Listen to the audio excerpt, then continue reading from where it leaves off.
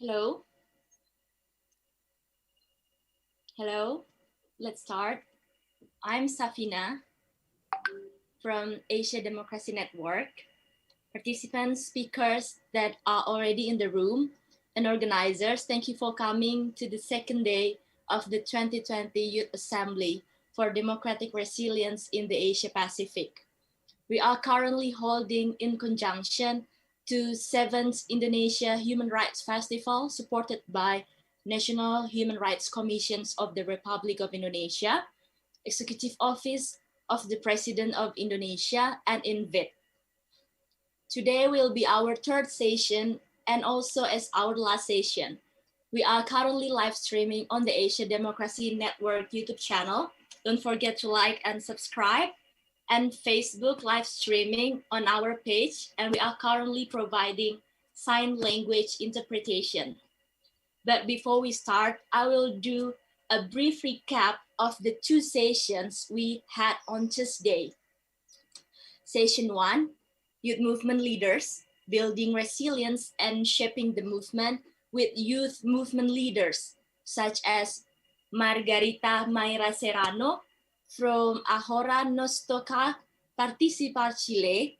She shared with us about what's happening in Chile and her efforts in engaging youth and the marginalized in the political process, as well as democratic issues and challenge. The second is with Maria Minsky from the Village magazine, Belarus. She shared with us the Belarus protest has utilized digital technology in mobilizing the movement, as well as how Belarus is experimenting electronic democracy.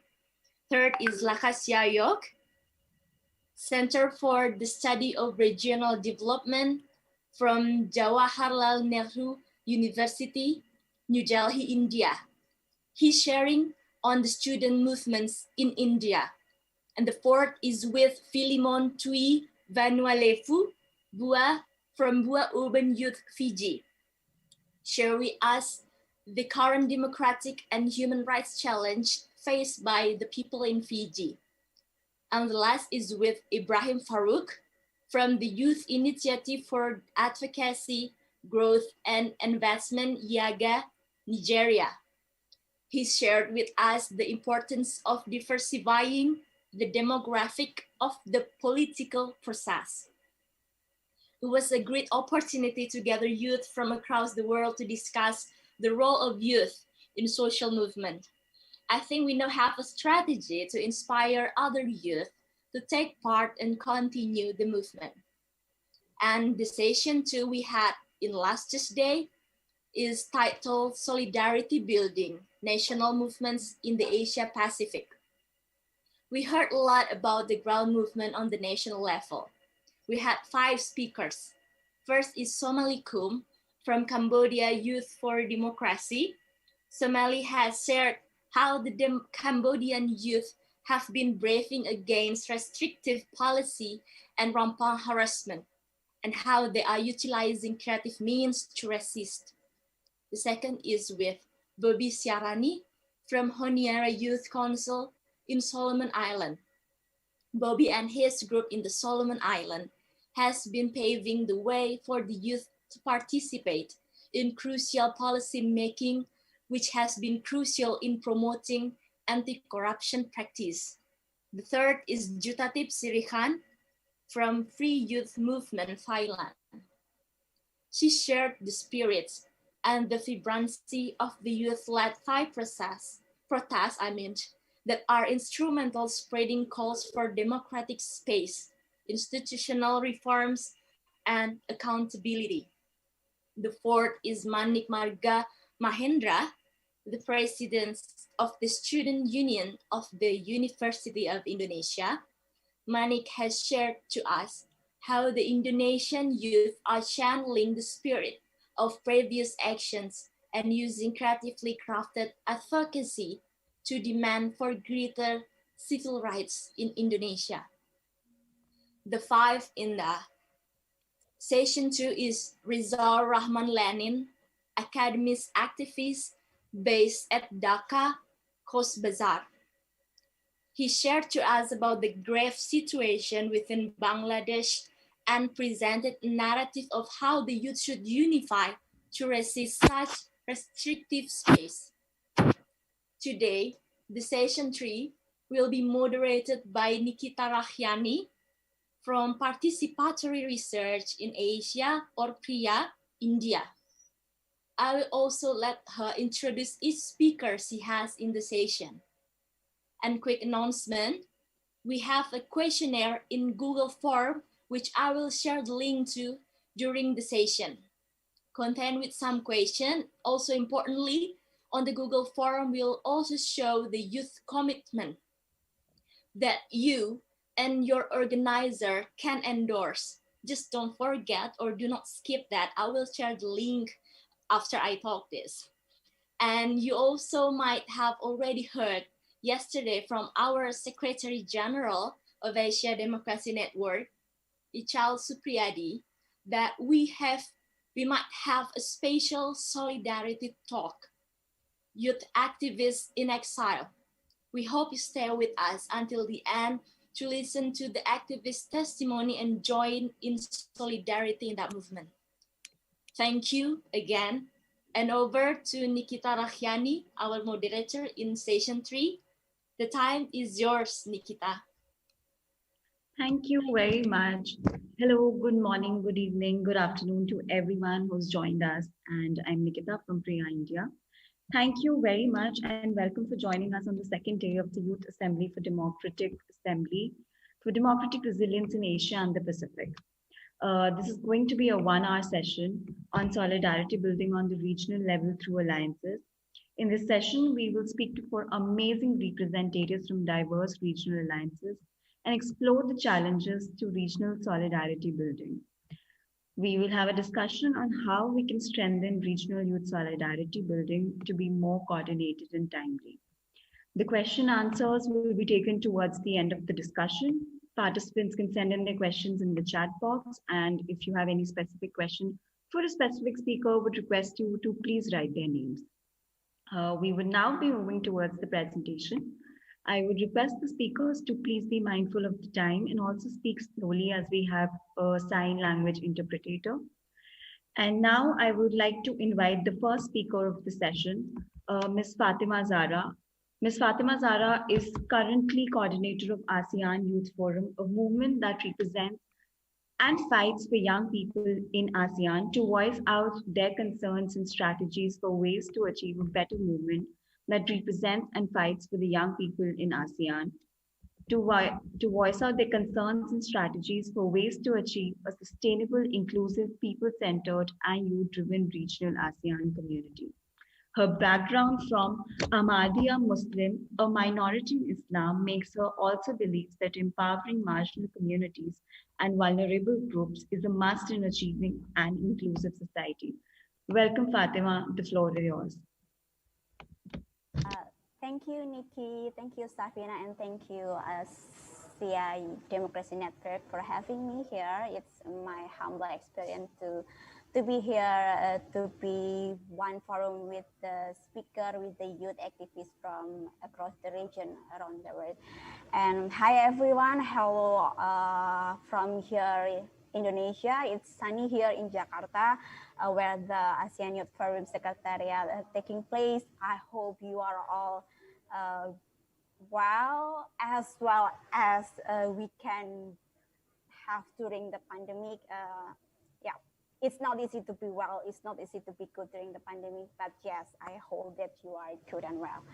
And during this session, I will talk about the how to raise solidarity on digital space. Let me share a screen. Wait a minute. Okay, I still cannot share a screen. Maybe the host can help me to help. Yeah. Fatima, you will be able to see a share screen option. Yeah, but yeah, right now I can. You're able to share? Yep, already. Okay. Thank you. So this is, let me start this conversation with sharing this I think this epic and this great photograph from Philippines. This is the part of our zine. So ASEAN Youth Forum has a regular zine. This year we have third edition right now. This is one of the artwork in our zine on the topic of Days of Activism. This is the artwork from artist Ace Benito from Philippines. Protest in the time of Corona. And yeah, this is still from Ace Benito. Yep, this is a meme from Malaysia. I personally love how you use the meme as a tool for activism or tool for criticize the government or criticize the situation. Yeah. It's, I think, Uno, and violate human rights or draw 25 cards. I don't know. I don't play Uno, so maybe some of you who play Uno can understand the meme, but I think that's a great meme. And this is a photograph and painting from Myanmar. And this is, we have the paints between the pro and the contra, the pro-government and the contra-government, which is before the internet era, maybe we can, it is easier for us, it was easier for us to find the common ground or to find a middle way between those conversations. But it's become so hard right now during the internet and social media era. And it's data from 2018, but I think it's still relevant right now. That's in, for example, in Myanmar, Bangladesh, India, Sri Lanka, false rumors and helpful propaganda spread online, and it make violence against ethnic and religious minorities. I think our friends and our colleagues right now from Myanmar, Bangladesh, India, Sri Lanka, and also around the world can share their knowledge on their experience on the chat box around about this too. If you want, I think it can be a good knowledge for us to understand better what really happened on the ground. But this is what we read in the research, what we got from the research. And yeah, but from that reason, from that background, we can understand that space, important space right now. It's a public space. So I think personally, we should see a digital space as a space, not just as a tool. You know what I mean? Like if you think it's a space, so you trying to claiming the space because it's a space, not just a tool that you use to for your purpose, to aim your goal or purpose or anything. But it's a space where the youth are having conversation, where the youth are accessing the most of the information nowadays. And yeah, I also understand that and believe that internet itself is exclusive. It's not inclusive for everyone in terms of infrastructure, internet access or gadget, and also the culture where maybe there are many cultures that not allow maybe younger women or youth in the ground cannot access the internet and gadget. But as it is a space, if we have the access, first of all, if we want to claim the space, we should have the access, right? Right now we have the access. For us who have the access, I think it is our responsibility to claiming the space because it is an important space. Right now I'm doing a research on digital truths, and from that ongoing research, I understand that I know that not only government, but also not only government trying to claim this is an important space for them. That so we as the civil movement, I think should take part on conversation on that narrative too, and but also as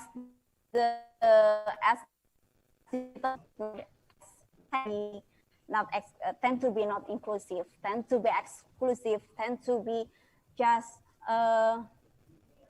look the problem just on the surface. I think this is the lens, or this is the some principle that we should taking into consideration when we are doing the when we are trying to building a narrative or building or trying to claiming the online spaces. First of all, it's we should have the feminism lens on building the narrative, and also for analyzing the problem on the digital space, because if not, we only can see the problem that's on the surface, not what behind it, what really happened behind the surface. So without the feminism lens, I'm sure that we cannot understand what happened on the ground with the young woman, with the with the minority or the marginal community.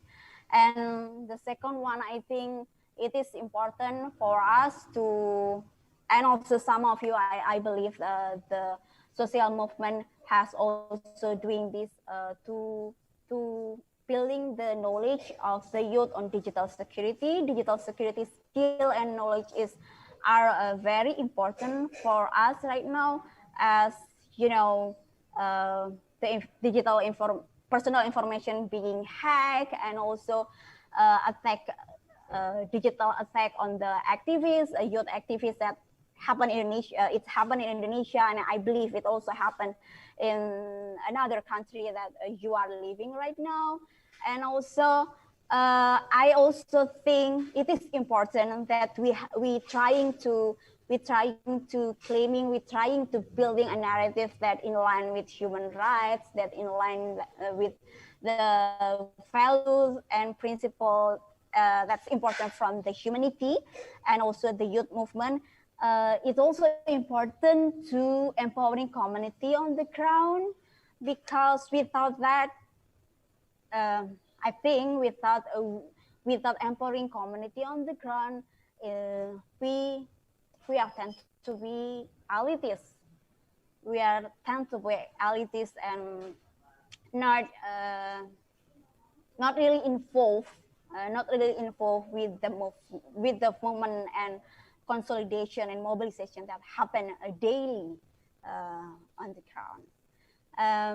Yeah, I think that's three principles or three things that we should taking into consideration when we are trying to building a digital space that is more inclusive, in line with human rights and etc.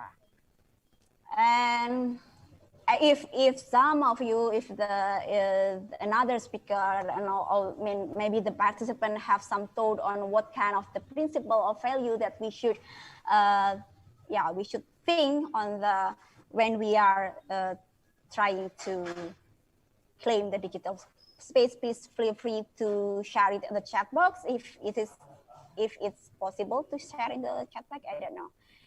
Yeah, please share it. And I think the last one, I wanna close my speech or my sharing. I mean, with what we have been done, or what ASEAN Youth Forum have been done in the digital space, in the effort or on digital space, on claiming the digital space. The first one, I shared the artwork from the zine, right? The great artwork from the zine, from the artists around Southeast Asia. So we're using art as activism, using art or digital art as activism tool, because we believe that art has a creative power to move us emotionally, and that's on that reason, I believe that it's kind of great tools to raise solidarity, because it can move our emotion, it can move our sympathy. And also, during the pandemic, many of us, most of us, feeling disconnected, and we need a space to share our feeling, so that we can feel that we are being connected with each other. That's a basic mental health need that we really need right now during the pandemic. Right, I think you can agree with this too. So we conduct a space that the youth in Southeast Asia can sharing their feeling. It's a regular space, once a month, twice a month, that the youth in Southeast Asia can sharing their feeling, experience, or knowledge across the border on several topics, like mental health, human rights, or youth advocacy, or anything that important for youth in Southeast Asia.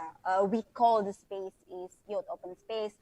And the last thing that we are doing also, we are doing the capacity and knowledge building in digital space, because yes, as I mentioned earlier, that most of the youth access the information moreover during the pandemic from the internet. So we try to use internet, we try to use the online space as access to them, to gain some knowledge or to gain some capacity on several topics. Yeah, I think that's all from me. What I want to hear more from the panel. Well, let me share screen. Let me stop share screen. I want to hear more from another panelist, another speaker from another region, and also I want to hear from the participant, what is your experience, your knowledge, or your view on the claiming the digital space. What is important for you or as the youth, and maybe what do you think you need from the online space, from the digital space? Yeah, that's from me. Thank you for having me, and good afternoon from here. Thank you very much, Fatima, for giving this interesting presentation and highlighting some very pertinent points while claiming digital spaces. I think with pandemic and increased hate speech and menace of fake news, the idea of solidarity on digital space becomes more important now. So thank you very much for raising this. We'll now move on to our next presenter. We have Ms. Thachapon Supriya Tana Pino. She's a Thai student of the International Master's Degree of the Arts in Cultural and Creative Industries at Taipei National University of the Arts. She's also a spokesperson of Taiwan Alliance for Thai Democracy, which is a group of Thai students living in Taiwan. It seeks to send solidarity and support to the pro-democracy protests in Thailand. The group also seeks to draw attention to Taiwan's democratic successes over the past 30 years and shows that that is possible for other Asian societies once dominated by authoritarian rulers to democratically reform. The floor is yours, please. So, hello everyone. I'm Thachapon Supratana Pinyo. I'm in Taiwan now. So greetings from Taiwan, and yeah, I hope everyone doing good in this hard time of the COVID. So before the talk, I would like to thank Asia Democracy Network who offered me this opportunity to speak and to promote the Milk Tea Alliance movement. First of all, I would like to give you guys some information background about our group, and then I will proceed to the Milk Tea Alliance part. So as our group is a group of Thai students, as the moderator mentioned, we live in Taiwan and we seek to send the support to the pro-democracy movement in Thailand, so that we organize many demonstrations several times for the past 3 months in Taipei to provide an outlet for Thai residents of Taiwan, along with the civil society members, academics, NGO, even the political party from Taiwan, Hong Kong, and other countries to come together and voice our support to the Thai pro-democracy movement in Thailand. So as she mentioned that our group, we really focus and seek to draw an attention to the Taiwan's democratic successes. So we want to use this space to amplify our voice and to amplify what is a good point and what is the benefit of the democratic space. And another goal that we have in our group is that we want to raise the awareness among the Taiwanese public about the political situation in Thailand. We hope that the Taiwanese and the international community will know about the political situation in Thailand more. And for the Taiwanese who naturally tend to show the support with the Hong Kong's struggles as they face the same enemy in the CCP, Chinese Communist Party, will also be willing to speak up and support for our democratic struggle in Thailand as well, because like at the core, the leader in Beijing are not that different from those in Bangkok. As like in Beijing, they just have much more power and much more global influences than the Thailand's leader do. And to proceed in the Milk Tea Alliance part, I have to clarify that the Milk Tea Alliance movement does not belong to one country, but the movement emerged out of the Twitter hashtag back in the April 2020 this year. The movement showed the support for the pro-democracy movement between Thailand, Taiwan, and Hong Kong, and now it is unite all those who are fighting against the authoritarianism. We exchange our tactics, we exchange our tips how to fight against these authoritarian governments by posting the picture, by throwing in the useful information with the Milk Tea Alliance hashtag. So for this hashtag or like for this Milk Tea Alliance movement, you do not have to be a certain ethnicity or from a certain place to use the term for your movement. And in my opinion, this Milk Tea Alliance term is so inclusive and suggests that one always has their support when it comes to the fight for democracy. And every time one mentions the hashtag Milk Tea Alliance in their social media, in their life, in their protest, or in their event, it will normalize the pro-democracy activity and it will bring the politics into our quotidian life. And in terms of the future of Milk Tea Alliance, in terms of whether it will become more concrete or not, I will say that it will depend on your definition of being concrete. It is not, first of all, a conventional political movement. Therefore, I don't think it will grow in a conventional way either. So I think for our group, we are not expecting an actual protest or demonstration that label themselves as Milk Tea Alliance protest. However, I think it is a hashtag that is already being used in the artwork and mentioned in daily life to the point that I think people from Thailand, Taiwan, Hong Kong, and other countries feel that we can relate to one another because we suffer from the similar kind of oppression, similar kind of suppression from the authoritarianism. And even if Taiwan is a free democratic country, it is constantly threatened by the CCP, Chinese Communist Party.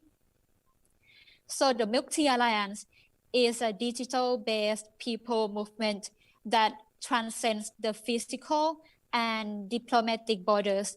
This hashtag, I think, educates people about empathy, about human rights, and about other countries' histories in the way that the state education never could. And it introduced the situation, the hardship, and the struggles in Hong Kong, in Thailand, in other countries, to the free world, to the international world. And this movement brings the international pressure on each country and each government as well. And for the disclaimer, I have to say that with the Milk Tea Alliance movement, many times Chinese people receive like unfair treatment, as others might see them as like brainwashed or stupid. But I think no matter who they are still human beings who are entitled to human rights and freedom of expression, even if their government does not provide them that protection. I think no one has the right to harass them sexually or in any other ways. I do not think these people who are still worshipping their leaders are stupid. They are just trapped in those ideologies. What they need is information from other channels apart from the government propaganda. They don't need the insult. By all means, we can use this Milk Tea Alliance to accomplish this as well. And in my opinion, these people will be resourceful, when they break away from these illusions. We must carefully distinguish between the CCP and the Chinese people when we use the Milk Tea Alliance movement or even the hashtag. And for the example of the Milk Tea Alliance that transfer from the digital-based platform to the reality, I will give you an example that our group organized like many activities. As our group organized the demonstration in Taipei many times, we have been receiving support from Taiwanese, Hong Kong, Malaysian, Tibet civil societies and NGO here. I think Milk Tea Alliance enabled this channel for collaboration among the civil societies and NGOs from many nationalities. I think, moreover, the Milk Tea Alliance fills in the gap that the social movement in the national region lack, which is the lack of the joint between the street activism and other entities. For example, our protest in Ximending MRT in Taipei on 19 September, we gathered around like 150 people. That event, we included not only Thai speaker, but we also included a representative of like Hong Kong Outlander, the Hong Kong group here in Taiwan, and many representatives from Taiwanese political party, as well as like several Taiwanese civil society members, academics. That day, we came together to speak in the solidarity with Thailand and with Hong Kong struggles for democracy. And later on, 22nd October this year, we held a press conference to condemn Thai government for the crackdown on the peaceful protester. There were members of legislative yuan from both government side and the opposition party who joined us that day. And each time that we organized any kind of event, the protest or the demonstration, the opposition parties always participated as a speaker, as a supporter, or even a protest participant. So we hope for the solidarity in Asia will emerge from the civil society, the NGO, and some certain opposition parties, as they are independent and the government cannot totally control them. So our group, we hope that this Milk Tea Alliance will encourage them to set up a stronger network with the Asian activists and pro-democracy politicians. As Milk Tea Alliance is an internet movement transformed to the social movement in reality, I think it represents the dream for the freedom. It represents the democracy for the dream of democracy and the dream for the freedom for everyone. And as people cannot physically hold a protest or voice their own opinion or their dreams in their home country, for example, in Hong Kong, in mainland China, or even in Thailand and any other countries, I wish that this Milk Tea Alliance can be a platform that cultivates and sustains our dream for democracy together. And lastly, no matter where you are from, and despite all the media suppression from your government, I think this Milk Tea Alliance will provide an alternative platform in which we will never going to let this abuse of human rights or the suppression from the authoritarianism be silenced. And that is for my part, and thank you for this opportunity. And I hope that everyone in this panel or even like in the chat can share the information regarding this like digital base that transfer into the reality platform as well. Thank you. Thank you very much, Thachapon, for sharing the passionate work you've been doing with your group. It was absolutely wonderful to hear how the group is putting its efforts to educate and involve people about various democratic values. So thank you very much. I will now request the participants to please fill in the Google form which has been shared with you in the chat box. It contains youth commitment that needs to be endorsed, and the link is already been shared in the chat box. We've also started receiving questions. So if the panelists want, they can type in their answers, or we'll be taking it towards the end. And other participants as well can send in their questions in the Q&A box. Thank you. So now I would like to invite our next speaker, Mr. Dipanshu Rathore. Dipanshu is the Junior Program Officer at the Asia Dalit Rights Forum. He's a Dalit anti-caste activist and lawyer who's adept with a wide variety of complex caste-sensitive issues. He has previously worked on issues of human trafficking and researched about women-related laws in India. Coming from the Dalit community, he advocates for Dalit and marginalized women issues. He wishes to be part of the changing media landscape, which does not include the Dalit perspective, not just as a passive victim, but as an active, assertive voice. The floor is yours, Dipanshu. Thank you, Nikita, for introducing me to everyone present over here. I would first of all like to thank ADN for giving me this opportunity to speak on behalf of the Dalit. I would also like to thank Safina for inviting me over here. Thank you so much. So while talking about Dalits and seeing them in the perspective of Indian democracy, I would start with how Indian democracy had been towards Dalits. So while starting with it, I'd like to focus upon democracy means we the people, and we choose who would represent us and who would govern us. But there's another aspect of democracy I would like to bring in, which is social democracy. And social democracy is governed by three principles, which are equality, liberty, and fraternity. And if we consider the Dalits in India, the Indian democracy has lacked all three aspects towards Dalits. The Indian society is made up of a caste system, which is a rigid class system, I would say, and it is based upon birth. It says that a person who's born in a caste will die with that caste, right? So if you would allow me to share my screen, I would just show you a vertical representation of how caste system exists in India.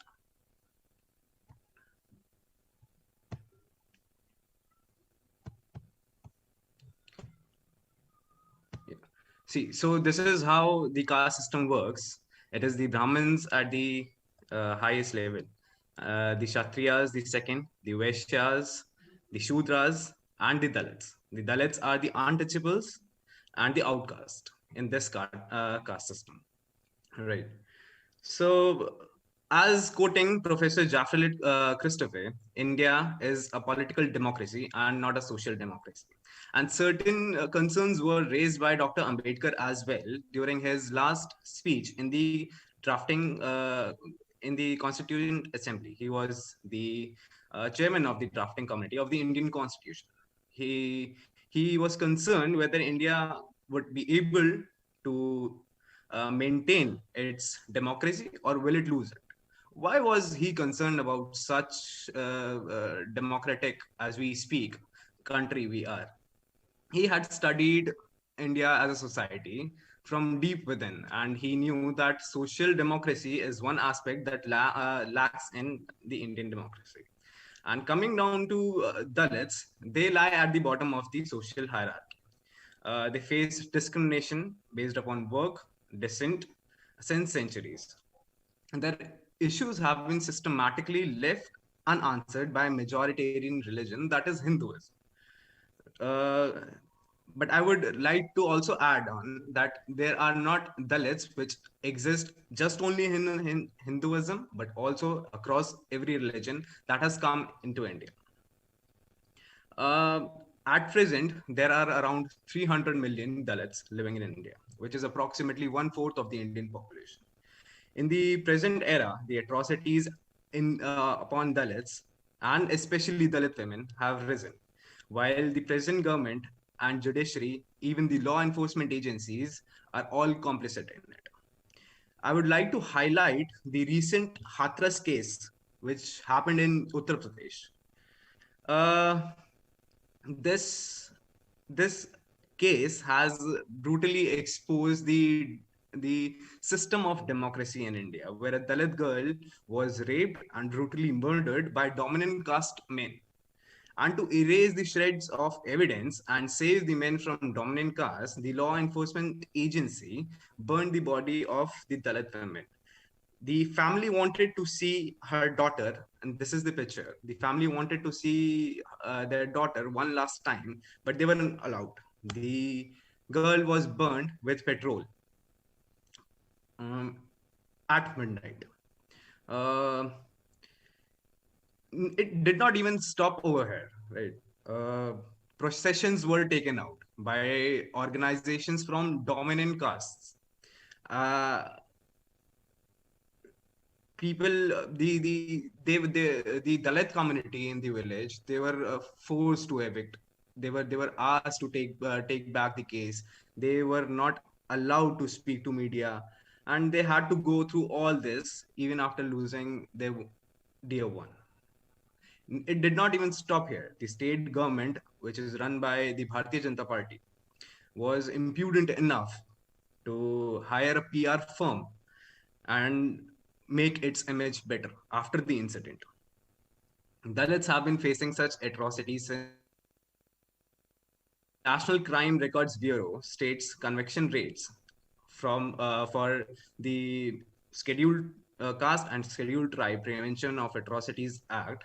The report of 2019 says that there is only 18.1% conviction rate in the cases of Dalits. Moreover, at least 10 Dalit women are raped every day in India. And this vulnerability towards rape of Dalit women has increased by 44% in the last 10 years. From the Bhoth Mange family from in the Maharashtra in 2006 to Ramabai Colony massacre in 1997. And Marichappi massacre in 1979. Dalits have faced such atrocities upon them since a very long time. And there hasn't been justice done to them. Justice has always been denied to them. The victims of these incidents wait for justice even today. And to add upon this, attacks have been made to take away what little constitution has guaranteed, the Indian constitution has guaranteed to Dalits. In 2018, there was an amendment which was brought in the Prevention of Atrocities Act, which weakened it. There were a whole protest which was taken out, agitation was taken out, and the Supreme Court has to struck it down. In fact, even after that, the judiciary has given observation in its judgments against the act. Every now and then, affirmative action, which is called reservation in India, has been attacked. And this has been attacked mainly by the media. And if we talk about the representation, this is the representation of Dalits in Indian media. See, the leadership position, which belongs to the dominant caste, it is 89.3%, and for 10.7%, we cannot say to whom it belongs. Right? The caste composition of anchors in those media houses, it is 75.6 of the dominant caste, and 22.2% we cannot say. Moreover, the composition of caste issues, and this is the data over here. It is the writers, it is mostly general or the dominant caste, I would say, writers who write on caste issues and not Dalits.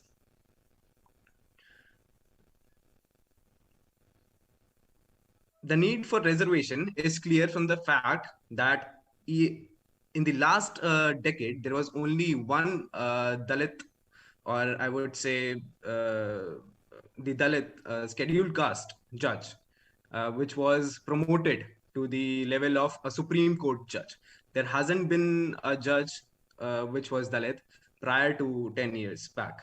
If I talk about the facts until 1990, Brahmins, or the dominant caste, I would say, in the higher judiciary, they were 92.8%, which are not more than 20% of the Indian population. Um, and there were just 2.6 percent Dalits in the higher judiciary. Even till today, there hasn't been a scheduled caste judge in the Supreme Court of India. When we talk about representation, there has been a scheme which has been brought by the present government. It is known as a lateral entry scheme of introducing and inducting bureaucrats directly from the outside world. So there hasn't been a Dalit candidate which has been chosen by the present regime as a representative or a bureaucrat to help government form policies. Even in the field of higher education, the representation of Dalits remain nominal, resulting in an anti-Dalit environment in universities and colleges. Several students have died by suicide because of caste-based harassment faced by them on campus. Efforts have been made by the present regime to privatize most of the public sectors, which guarantees employment and a platform of representation for Dalits and Adivasis, the already marginalized community, towards and they have been pushed towards oblivion as the only system of affirmative action and reservation is only present in the government sectors, which is being privatized heavily.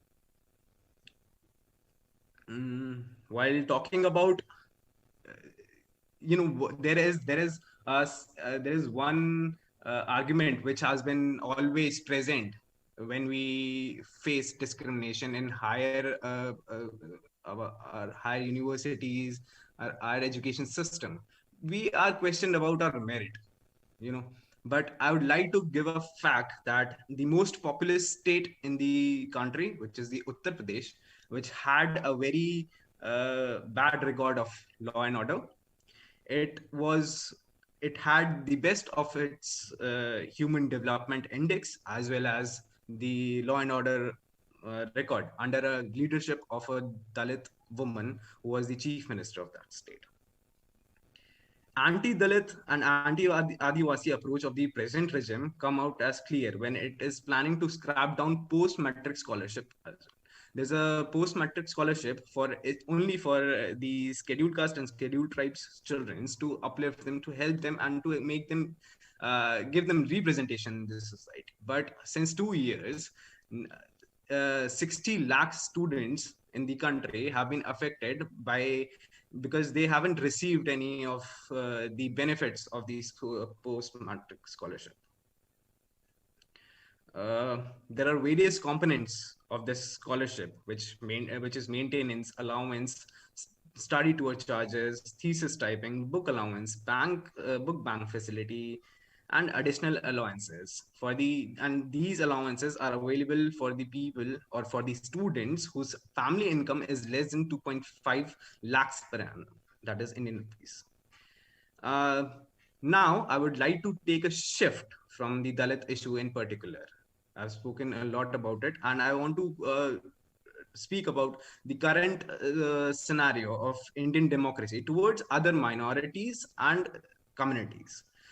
Since the Modi government has come under the authority, it has tried to quash every political dissent that has taken place by using draconian laws such as UAPA, that is Unlawful Activities Prevention Act, and National Security Act. One of the prominent such cases took place in January 2018 at an annual gathering of Dalits in a village of Bhima Koregaon to commemorate a military victory of Dalits against high caste rulers more than 200 years ago. They were celebrating over there. Several intellectuals and activists were detained under UAPA and were put in charges that they wanted to, they were planning to kill actually Mr. Modi. But this happened after a riot which took place by and it was actually actually formed and actually made by the dominant caste people. One of them is Mr. Ekbote. Several of these intellectuals, which are behind bars right now, are poets, scholars, uh, teachers, lawyers, human rights activists. There are many aged one as well.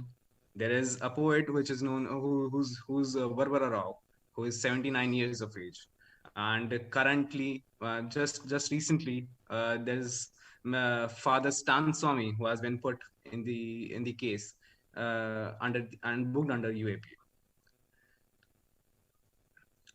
After this, while I come down from UAPA, India or the Indian government has taken an anti-Muslim approach. They brought in CA and RC, which is the law which excluded Muslim, only the Muslim people from various countries from taking refuge in India. Other than, yeah. Really sorry, but would request you to please make it fast. Sure, I'll just Thank do it. you. So certain laws have been brought in, and India has been seeing these protests quite for a long time. The UAPA, the CANRC, the AFSPA, which has been used by the Indian government in Kashmir to curb dissent and execute extrajudicial killings. If we talk about the Adivasi community, there have been chances and there have been motives of taking over the Adivasi land by the present regime, and certainly 10,000 FIRs were filed against unknown people in the country. Talking about the migrant crisis, the world has seen how the migrants in India have lost their jobs and they were forced to walk down for miles, hundreds of miles to their villages. People did not get food. There was a Dalit community which are Musahar. They were forced to eat grass, forced to eat frogs and rats because the government couldn't provide them with food, or they didn't want to because they did not fall under the purview of the government as humans. A Dalit couple of Dalit father Sandio was killed in Tamil Nadu. They were sexually abused. That was an extrajudicial killing, and they still want the justice still lacks over there. Women issue is one of the most important issue that is lingering in the Indian society. It has been the record against women crimes has increased manifold.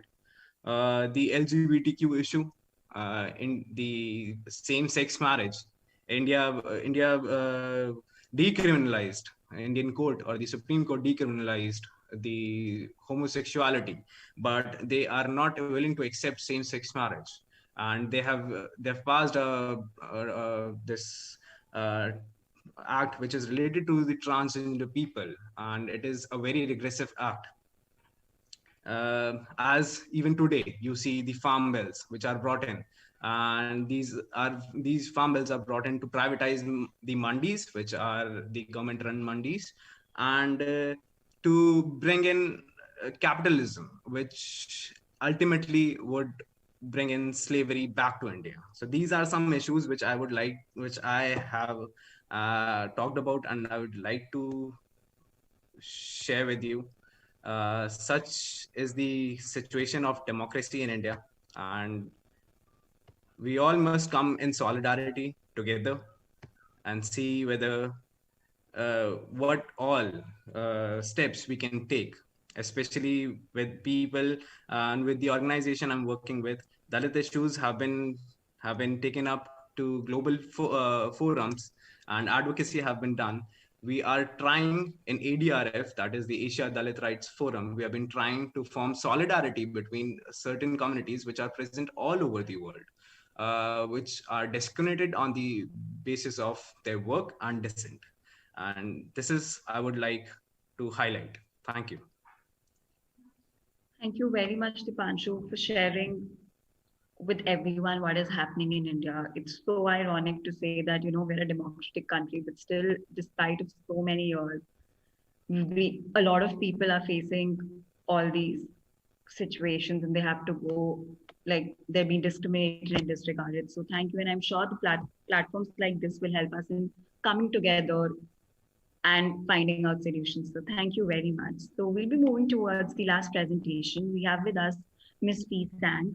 She's a researcher at the Double Think Lab. Her research focuses on state-funded disinformation and how people are influenced by disinformation, how to create counter-narrative to combat it. She was a member of the Black Island Nation Youth Front and was also involved in the Sunflower Movement. After the Sunflower Movement, she turned her focus to the political reform movement and later decided to run in the legislative elections of 2016. She had been working as a researcher at the Open Culture Foundation, which is dedicated to open source, open data, and open government from 2016. She's the co-author of the first report examining the development of open government in Taiwan. Thank you very much for joining. Please, the floor is yours. I would request you to please be mindful of the time. Thank you. Hi. Let me share my screen. Okay. So hi everyone, I'm Fee from Taiwan. Can you see my share screen right now? Yes, we can see your screen. So for the introduction that I sent to Nikita, I'm so sorry I didn't mention Noida and the Network of Young Democratic Asians, and also a member of Noida. So today my sharing will be more on some of the experience and challenges we faced as a youth network, regional youth network. So thank you for the introduction. I'm Fee, and I'm right now a researcher for Double Think Lab. I'm focused on disinformation research, but I'm also a member of Noida. And for today's sharing, I'll be focusing on what's Noida, what did we do, and some challenges we face, and something that I've learned for the past couple of years of global network. So other than just Noida, I also attend global networks such as Civicus, Open Government Partnership, Innovation for Change, and Double Think Lab, the organization I'm currently working, is actually the Secretary of China in the World Network. So I have some experience in the global network for the past couple of years, and this is something I want to share with you today. So what is Noida? Noida is a network of young democratic Asians. And how did it started?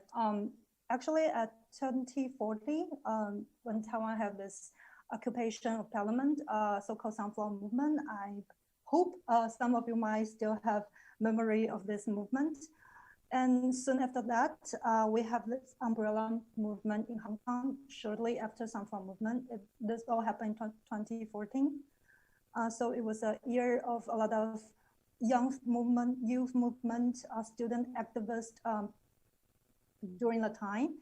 And I don't know if you guys remember, but this also happened to the beginning of 2015. This is actually Japanese student activists. They are protesting of Ample Act. And this is something really huge in Japan at the time. And we also have New Democracy movement in Thailand in 2015.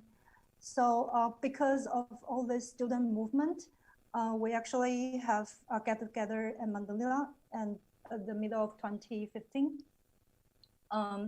And we think it is very important for the youth activists to have a network to support youth movement at the time. So at 2050, Hong Kong, Noida had founded. We have members from Hong Kong, Japan, the Philippines, South Korea, Taiwan, Thailand, and Vietnam. And we also have Burma in 2017, Noida Assembly. Yeah, so this is how we started. And so for some of the work we do, we have in 2016, when a lot of young Hong Kong activists actually running for the legislator, we actually held this election observation camp for youth activists from Southeast Asia to do this election observation in Hong Kong. This is really interesting to see how the young activists doing their election campaign with innovation, with new idea, creativity, and that was such inspiration for all of the young activists, especially at the end of the election camp, we actually witnessed how Nathan Law was elected. And we have this General Assembly in Taiwan in 2017, and we have meetings from a lot of young activists, and we have set up Facebook fan page, Slack channel, web page, and so on. But unfortunately, our fundraising isn't going well. So right now we're more of a loose network, and we have put out a solidarity statement during emergency time, for example, such as when the Hong Kong police was having this violence to protesters last year. We have put out petitions online, and we have a solidarity statement, which has got the attention of international media, such as Time magazine, and a lot of attention from the international media.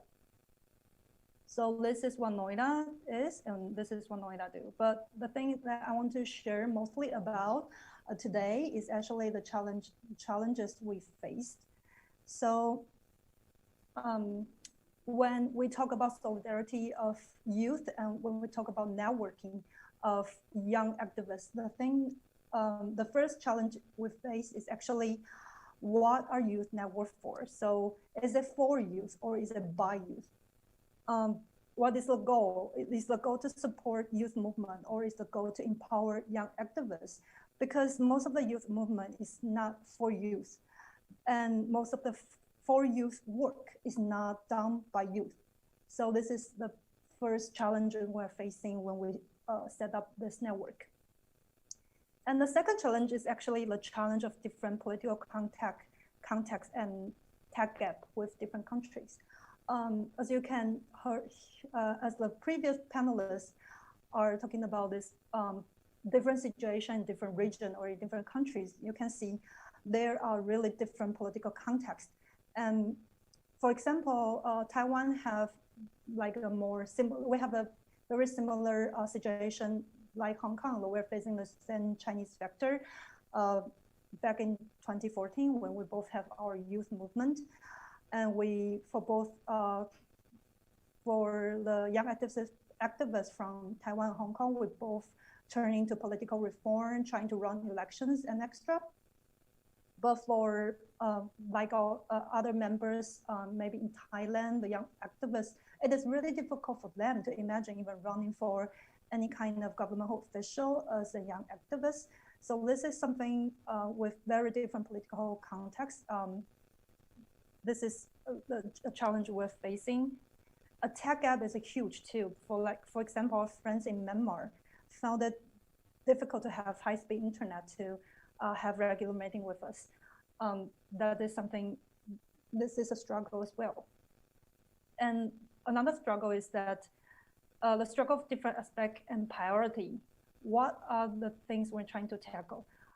Because for most of the youth activists, we're actually not just identify ourselves as youth, but we're identify ourselves as pro-democracy activists, environmental activists, LGBTQ activists. So what is the thing that when we talk about youth empowerment, who are we trying to empower and about what? So this kind of priority is always a struggle. And there's a gap too from global network to grassroots organization as well. Language barrier is always the thing. And it makes, like, for a lot of organization, when we have this kind of assembly, when we have or face-to-face assembly, it's always almost the same members again and again, because language skill set, or because of yeah, because language barrier. But grassroots organization actually might need this kind of networking even more. But I think it's more difficult for them to reach out to this kind of resources. And another challenge we're facing is actually funding. Just as I mentioned, it is very difficult for Noida to reach funding, even back in 2017 when there's still a lot of youth movement going on, huge youth movement, but still, like youth is always considered essential, but mostly maybe not the first priority. Especially, I can understand now, like the reason of it is that we don't really have a clear purpose other than just support youth movement, but support youth movement itself is very valuable already. And we actually receive funding from different foundations to support the events that I just mentioned, but we don't have the core funding to have a regular staff or a coordinator, which is, I think, is really essential for networking. So because of this, we only have loose network. So this is the reason why we only have solidarity statement when challenges or emergency things happen. But when emergency or youth movement happens, actually every young activist in the country is super occupied already. So that we don't really have a capacity to build international campaign on top of that. So this is another challenges. For all those challenges, I actually don't really have answer to most of it. But that's for the past couple of years, my experience of other global network. Here are some things that I want to share, the things that I learned. First of all, I am really thankful for all of you to attend to this assembly. And I think this is very important in such a time of pandemic. But after this pandemic, I still think that in order to build solidarity, face-to-face meeting is really crucial. It is hard because it is very costly, especially for a lot of youth activists. But even just to meet up and share experience is very valuable. Another thing that I think is important for youth network is capacity building. It is so important, yet I don't really feel we have done enough, especially for youth.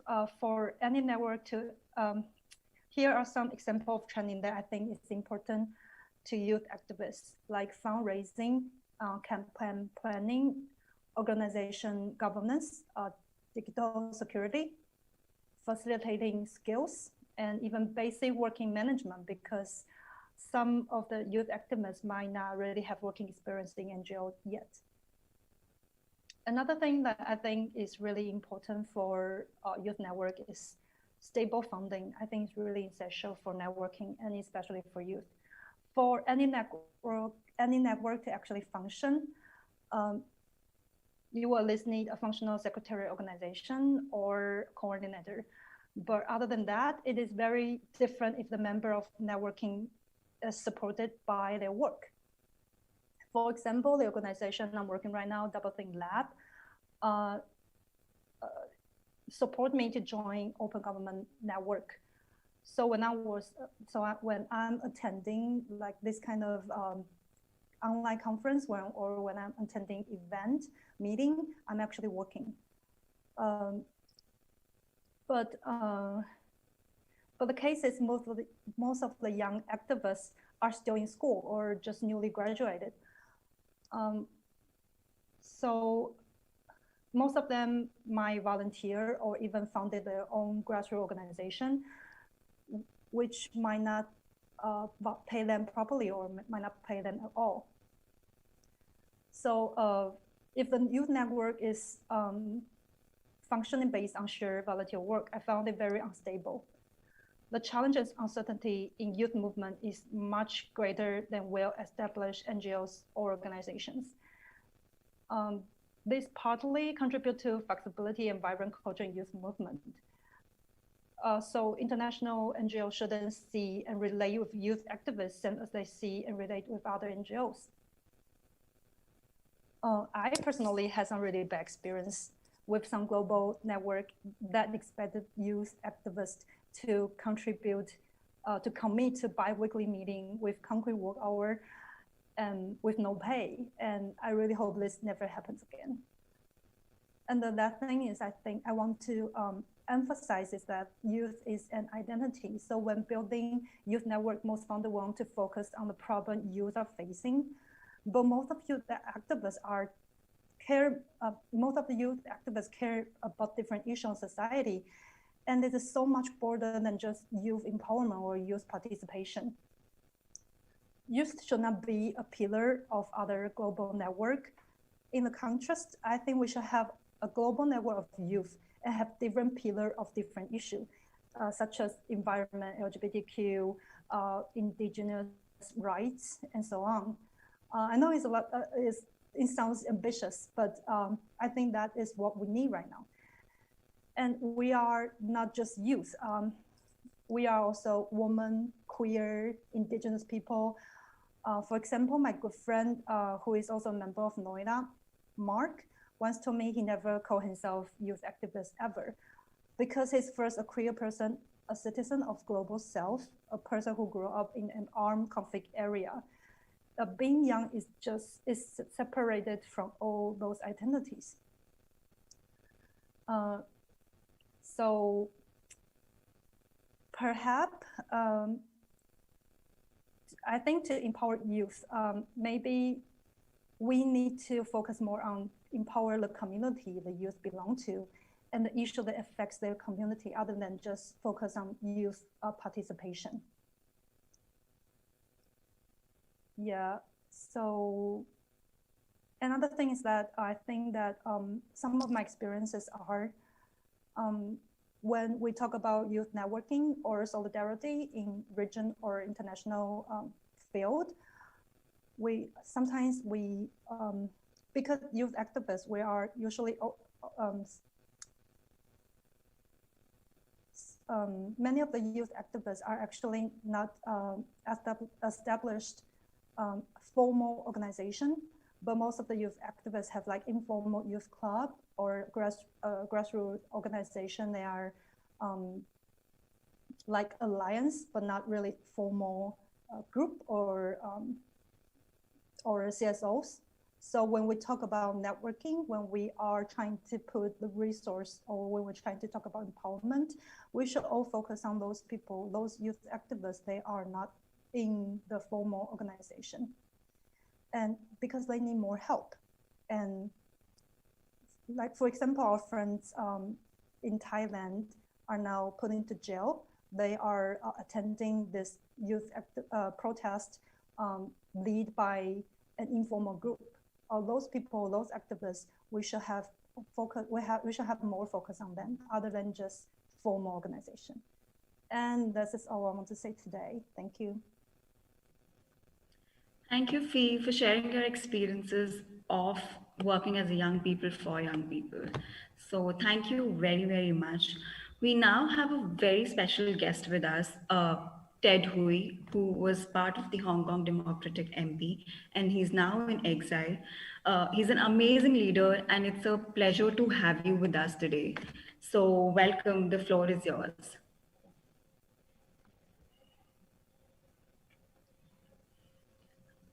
Ted, are you there?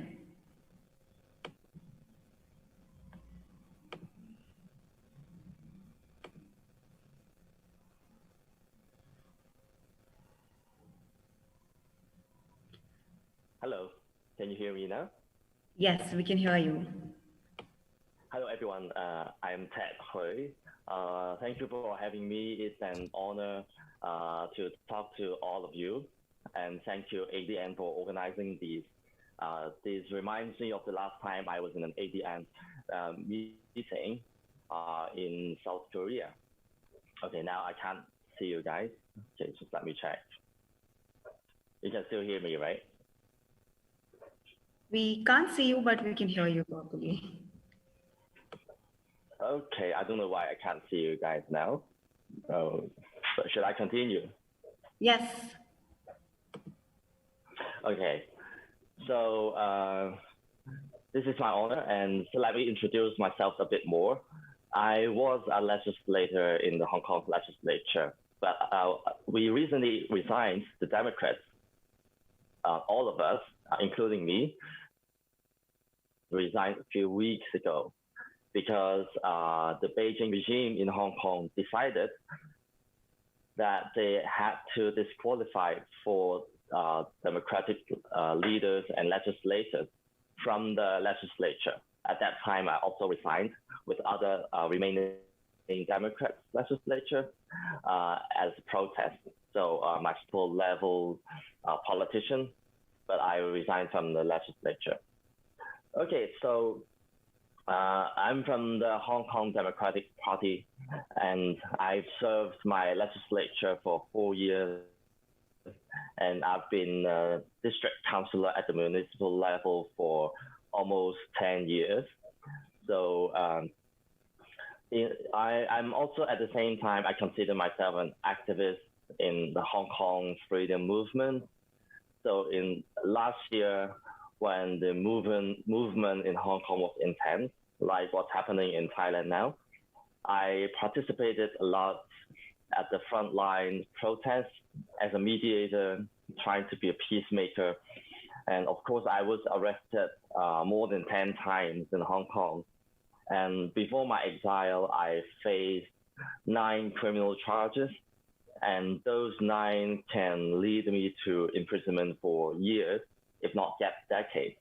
And I expected more and more criminal charges would be against me in the coming near future.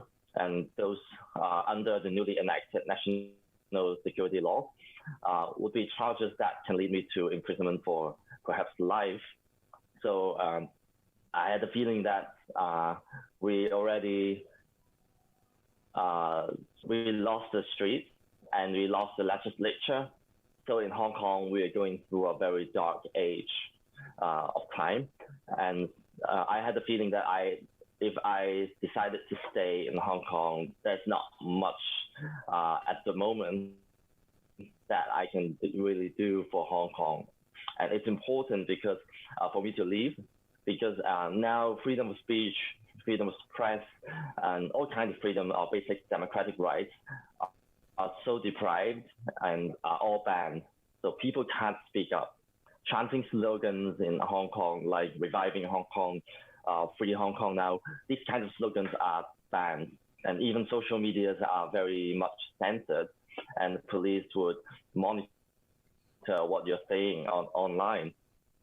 So I felt that if I have to speak for Hong Kong's freedom and to speak to international communities so that the real situation can be represented, it's a painful and heavy decision that I have to leave my hometown, my home country, so now I'm in exile in the UK, and here I speak to parliamentarians and officials in the West about Hong Kong situation, asking for sanctions and asking for concern over Hong Kong's human rights situation.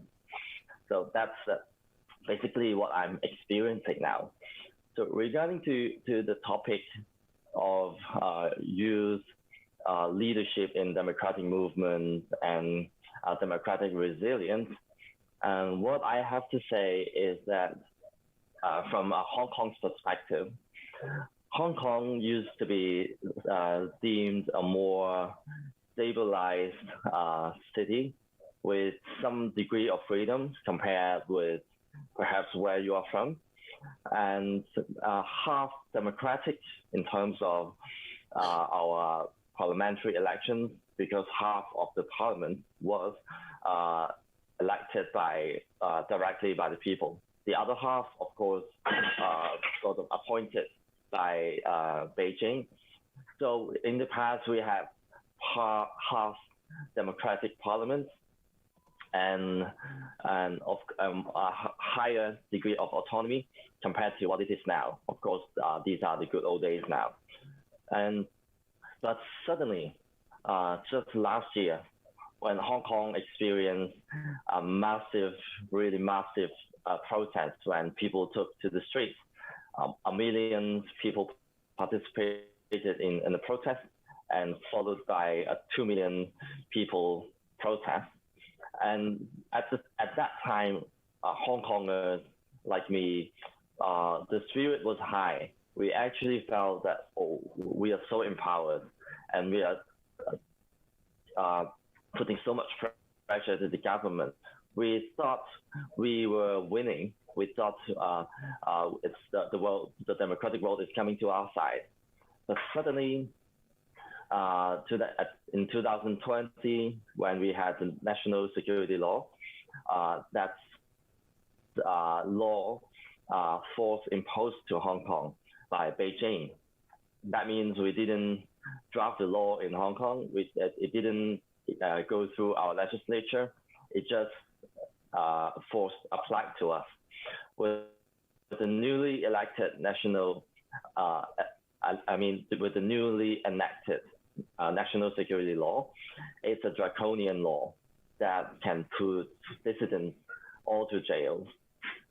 So suddenly we lost all our freedoms. We lost our freedom to take part in the streets, and journalists were prosecuted for reporting the truth or reporting the wrongdoing of the police, of the government. Teachers who teaches democratic values in the schools are disqualified. Politicians in parliaments are disqualified, and journalists leaders were thrown to jail. And just today, what's happening live in Hong Kong live, a group of Democrats and activists being tried in court. So all out of a sudden, it just happened in months, and we suddenly lost all our freedoms. So I would say this is a warning, an example to Asian countries, that even we thought we had some degree of autonomy or freedom or democracy, but Singapore, and now it's our turn, and be prepared for jail. Of course, it's sad, it's heavy, but it's something that we need to think about. And of course, people like me be prepared to be in exile and to speak to the international community. And so make really good international connections beforehand. And so to end this, I just want to share one last example of how youth can be leading democratic movement and making an influence to their own government. Before I announced my exile, I actually was allowed by the court of Hong Kong to grant me a passport so that I can go on an official visit to Denmark to talk about sustainability and climate change. And this is allowed only because of the Danish youth leaders, two very brave young men called Thomas and Anders, who organized for me and to do all the liaison work for me, to line me up with Danish parliamentarians and MPs, and to have them sign the letter and sign a formal invitation to me, so that I can use that document to show the Hong Kong police and court that I can be allowed to travel overseas to have international meetings. And that's the preconditions of my exile. So, but of course, after that, the two brave young men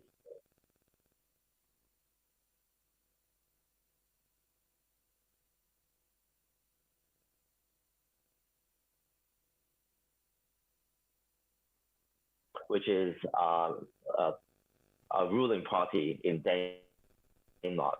And so it can put huge pressure to the Foreign Office of Denmark, and of course to the nation leader of Denmark, who still have to deal with Beijing in terms of the economy and trade bargains.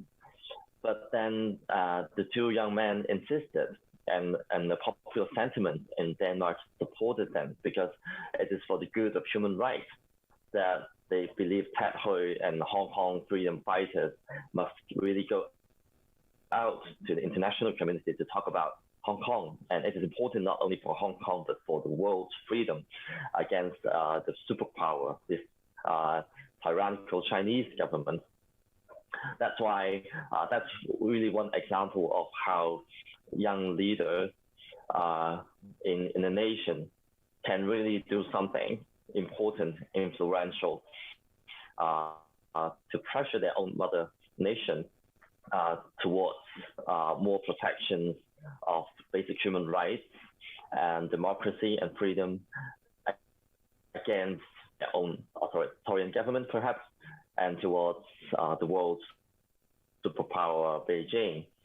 So my last remark is that as youth, please be prepared, be alerted, be warned for a dark age. But I believe that if we are determined, if we are prepared, and we can win through it, we can beat the beast, the tyranny, any authoritarian government, and we can be way more resilient. I hope people like you, leaders in your own nations, take Hong Kong as an example. Think about how fragile freedoms and democracy can be, and be really prepared to be resilient. I believe that's all that I would like to share today. Thank you so much. Thank you very, very much. Thank you very much, Ted, for joining us today and sharing about your experiences. Every time we hear about you and listen to your experiences actually motivates us to stand for our rights in our own countries. And as rightly pointed, it's very important for all of us to equip ourselves and be prepared for the resistance and, build solidarity, be with each other wherever we are. So thank you very much for joining us today. Thank you. We will now be moving on to the questions which are left. I think all the questions were answered.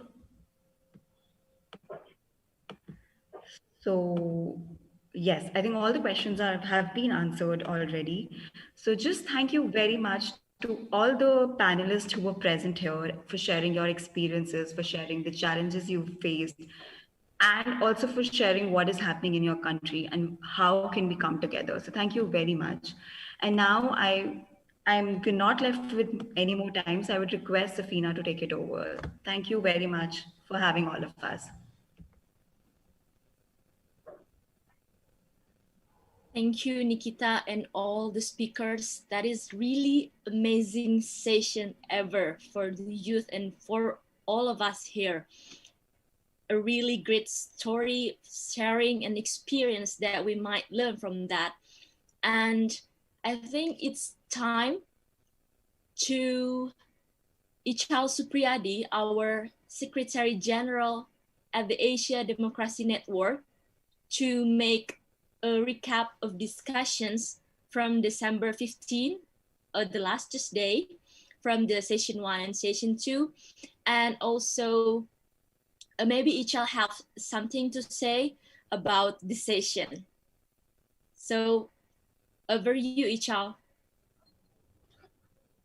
Thank you, Safina, for great facilitations, and Nikita for wonderful moderations. An amazing and very inspirative talk of everyone's from ASEAN Youth Forums. Fatima, thank you. And then Fiseng from Noida, Dipanshu from the Dalits minority movements, and then Nuts. I get difficulties to pronounce Thai names. 4 of you are amazing speakers. I think I learned a lot. And special thanks for Ted. I know you are in difficult situations, from honorable persons fighting for democracy and human rights. Now you have to be in exile. I think you are just still trying to settling yourself, and then it is amazing you providing us a time for us to speak. I guess this is the spirit that I really honor and then really highly appreciate. I taking every single word that you said deep in our hearts. When you have your freedoms, you have to be ready to lose. If so, then we have to prepare a great battles to defend the freedoms, because anytime that can be happens to you, can be happen to me, could be happen to everyone. I think that is the concept why we're gathering here, why we convening in this engage and carry forward this endeavor. I think the most important that we highlight here is we try to build a bridge between the youth movements and then student movements, and then as well as the rest of democracy and human rights activists. I think that is that always missing links amongst all through the decades of the interactions of pro-democracy and human rights. This is another attempt or try to gathering them. I hope we can come with a very, at least advancing a little bit, since we all realize there are very serious and concerning democracy and human rights situation. So my duty right now is try to bring a little bit perspective in terms of what is the opinions from from 2 days events. On the first day, we're launching the survey that says what likely the youth's problem in the national levels, and then what kind of advocacy they conducted at the moments to overcome the problems. And then recently, just now, I think we're distributing some kind of another questions that perhaps can guiding you or for us to formulate things, what likely things to be happens. Let me pull my laptop because the survey is in another place. But first, of course, I'm receiving a lot of response here from the survey or from the question that we just launched. On the first questions, I think we try to highlight or we try to craft commitments of the youths in order to carry forward whatever that comings, and then settings as well as initiative that carry forward. I think I got 94.1% and 94.1% the youth that attending is agree to endorse the commitments, a very brief commitments, then that's giving us legitimations to carry forward of the other campaigns. And then how can the media, mainstream and alternative media be used to enhance solidarity support for different movements in the Asian Pacific? I think many answers here, but mostly they're suggesting to utilizing to have a feeding news meeting and develop allies with media along the mainstream media. And then on the social media is try to intensifying or create contents and feedings the page on any available social media that you have. In here saying like Instagram, Facebook, TikTok, or whatever means the social media you have. And then many of the youth also here mentioning about it is necessary to enhance advocacy to support different movements in the Asia Pacific through the knowledge and understanding sharings to make people understand what's going on and what kind of concern and issue in different parts of the Asia Pacific countries. That can be collection of the list, the problem, and then can build mitigation and share to other youths activities. And then it's also suggested to develop periodical meetings or initiate thematic talk, webinar, which is connected to any particular international advocacy or even national advocacy. I think in this connection, ADN and other partner member organization will be ready to host anything that the youth can propose or initiate. It can be any single issue regarding concerns related to democracy and human rights in particular country, sub-region, or even regional level. The next suggestions is to develop joint action for country in need. In here specified about Cambodia, the Philippines, Thailand, Hong Kong, India, Sri Lanka, and then many others are welcome. And of course, is to intensifying international advocacy through the youth channels within the UN, EU, and other bodies concerning the youth. I think that is a brilliant idea. And here also some organization has already offered to enhance solidarity on the national levels, and then also in the regional levels. I think I will not read all through the survey, but that's serving a good modalities. But in my summary in here, I think we have to intensify internet movement, multi-alliance. Noida is one of wonderful examples that can be enhanced further. So from my personal perspective, all the youth may join this kind of alliance. At the same time, the alliance should be ready to preparing any kind of administration host, like administration host. And even you can create new allies. For example, if concerning about Dalit, right? You have to bring Dalit issue more recognized in many kind of social media aspect. To doing that, there should be some new approach. For examples like language, providing contents that can be translated by anyone. Very simple. You don't need a very good professional translation that's very costly. Sometimes internet and Google providing a great translation already. Feed that, and then let other people know about the issues. And then I guess there's a lobby MPs or involve member of parliament. I think that's what TED tried to do right now to influence the UK member of parliament. And I saw many people try to do. If you cannot help what happened in Cambodia, or what happened in Hong Kong, or whatever in other part of your countries, I think your country, you can be simply find allies within the member parliaments or within kind of democratic institution to carry forward this issue. And then I already mentioned about internet movements and then lobby MPs and involvement. The rest is keep making noise, right? Making noise with whatever you can, and then try to providing legal assistance in case somebody need assistance. Do not quiet, do not silence. Try to offer yourself, try to offering any means of assistance for them. I can imagine if in the position like that or many of the Hong Kong or Thailand's exile, they really need a lot of like how do you call it, counseling, legal assistance, and many kind of aspect.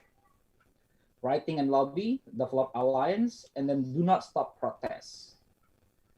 Because what I feel, what I know from 2 days meetings, we listening from Africa, Latin America, Europe, and the Pacific. Everybody mentioned about draconian law. So we are dealing with how do you call that? Some power try to manipulating the democratic institutions. Even it start from the election. Election has been controlled, manipulated to the factory of the people who have a gun and gold. And when they are taking rule, they will try to influence and change a good law to be the bad law. So the bad power already manipulated elections. The bad power already manipulated the legislations. And then when the bad legislation happens, is come and attacking every single centimeters of our freedoms.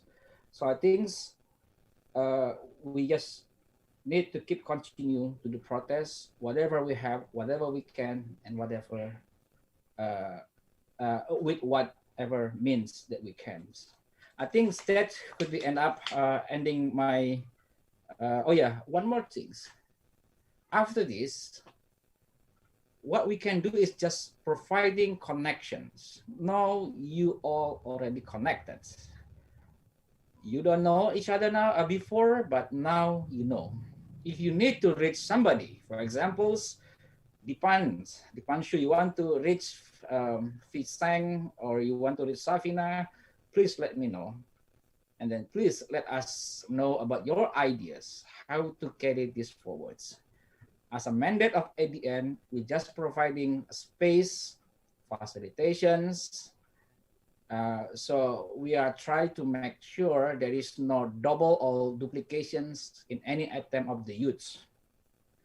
I trust your spirit, your mind is always there. You speak the truth only on behalf of the peoples. Your act is genuine. And then let's use this not as the end, but is a starting to increase your movements, to enhance your activities, and of course, to providing adequate strength, power as a unity to reclaim civic space and push back the regulations. Thank you, Savina. And then should I return to you or I just call for closing? Yes, you can call for closing with Tatat from Infit. Okay. Ladies and gentlemen, fellow youth movements and students in Asian Pacific, we are reaching the ends, and I might call Ms. Tatat from Indonesia NGO Forum for International NGO Forum for Indonesia Development. This is of our partners and of course members of ADN as well. So Tatat, the floor is yours. Yes, thank you very much, Mas Ical, and also Safina for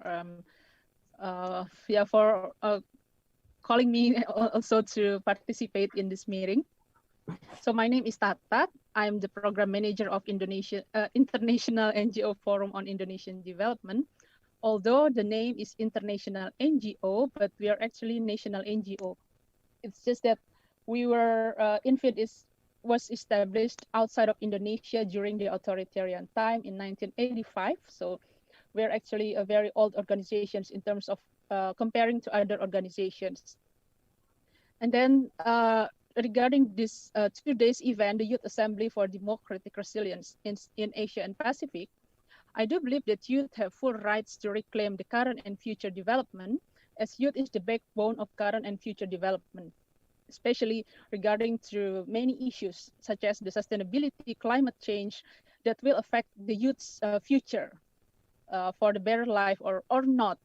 Of course, we want a better life for all, especially the youth that will lead the world in the future. And I myself was part of the World's Youth Movement and once participated in World's Youth Conference in 2007.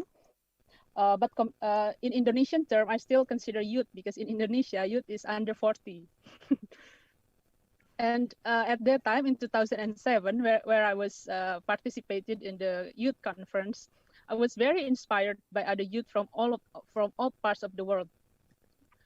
Yeah, and then also, of course, we hear all the speakers and also the participants have the same understanding that youth needs to voice their concern and also be heard, even though it is very hard for youth to be heard, as the Asian culture and also other world's culture are very much have the culture of respecting the elders, and which somehow also become the barrier for youth to be heard and also to participate more in the fight to fulfill the human rights as well as to strengthen democracy in our respective countries.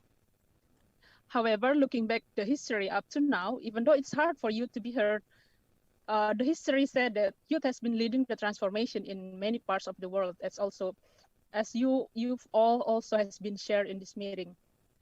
And then I do also agree with what had mentioned by Ted, that youth needs to be equipped themselves, and solidarity is needed for this, for all youth to be equipped, as especially for the more privileged youth, which has the obligations to empower, to give them the same opportunity, of yeah, to have also the bright future as the same as their more privileged counterparts.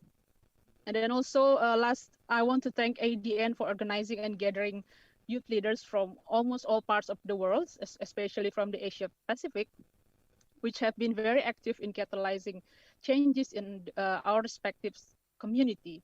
I hope that this event and also more events to come can become a forum for us to increase our understanding of each other's, of what really happened in our community, in our country, as well as to inspire each other to act and contribute to support the community, the country, and the democracy, as well as to make sure the fulfillment of human rights. And then I thank you for your participation in this event, and long live youth solidarity.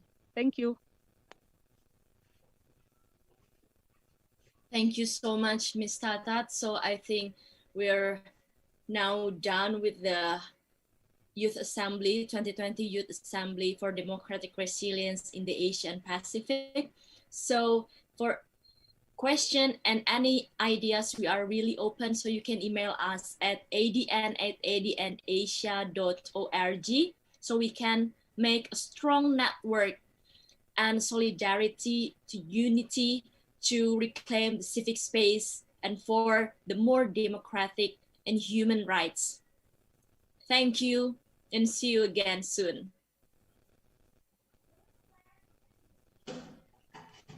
Thank you, everyone. Thank you, everyone. Thank you, ADN. Thank you, guys. Keep in touch. Keep in touch. Thank you so much.